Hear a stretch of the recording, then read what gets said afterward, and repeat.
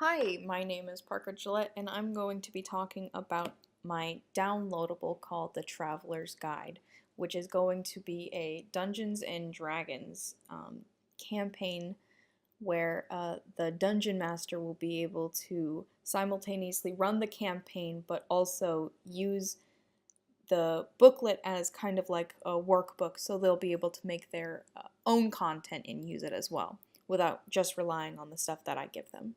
I wanted to start off by looking at the different elements that I wanted to use for the booklet. I did this when I first started too, but now that I'm getting a little farther, I feel like I'm hitting different spots that I need to hit and updating what I need to update. So I'm keeping the colors the same so far. I like how they work together.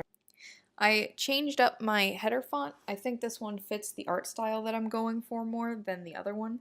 While I do like the other one a lot, and I think I'll use it for something else. I think I'm also going to keep the paragraph font the same. There isn't a bold for it, so I think what I'm going to have to do is I'm going to have to make one, make it a little bolder. But I like what's going on. I think the two fonts work really well together.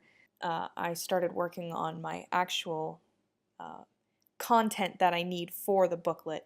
Something that I wanted to start with first was making the characters that I'll be using, like the most important NPCs or non-player characters. Um, I think that I kind of thought this was going to be the hardest out of all of them, but it kind of turned out to be like the easiest and also the one I enjoyed the most. I started to use Illustrator, and I went in a couple of times for the first time, and I made a couple of weird looking ones, but once I got the hang of it, I started making the main family, the Lepion family. Um, I made each of their characters, and I decided to put them all together in a nice group photo and stuff, but also have them as their own. The reason that I decided to start with them was because the players are probably going to be interacting with them the most. They're going to be giving like the money, the material, and like everything that they need to complete the adventure. So I felt that they were the most important to know and to see. From there, I started working on the layout. Surprisingly, this one was kind of the hardest. I knew how to use I know how to make a yearbook spread, and so I thought I'd be able to go in and like just use my yearbook knowledge to make something that resembled a downloadable, but I realized that's not how that was going to work. I had to go and look up all different kinds of downloadables and campaigns for Dungeons and Dragons and stuff and see how other people did it.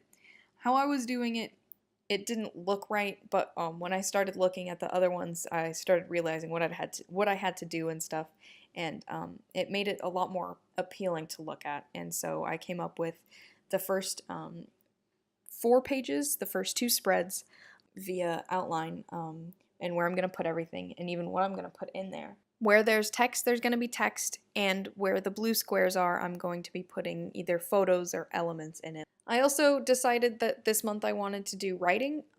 This one was kind of difficult too, but that's mostly because going in and telling people what I'm trying to do was a lot harder than just kind of doing it. I really enjoyed using all of the different Adobe Suite programs, I guess. Illustrator was probably one of my favorites, and I definitely want to keep working with it. InDesign's cool and stuff. It's not that I don't like it, it's just I don't see myself working with booklets for the rest of my life or anything like that. But it's definitely something that I found myself enjoying the more I used it.